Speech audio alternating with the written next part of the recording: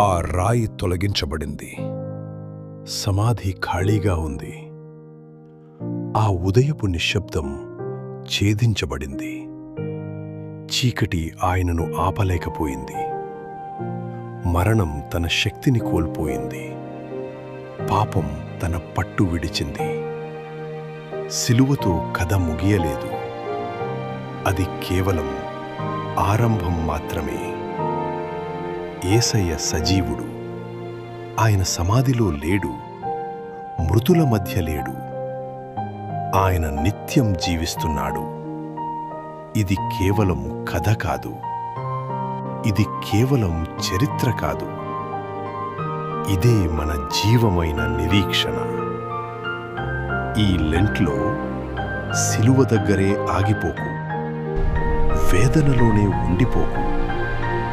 పరుగెత్తు ఆ ఖాళీ సమాధి వైపు. చూడు, ప్రేమ సాధించిన విజయం. ఆయన లేచియున్నాడు, ఇచియున్నాడు, నిశ్చయముగా లేచియున్నాడు.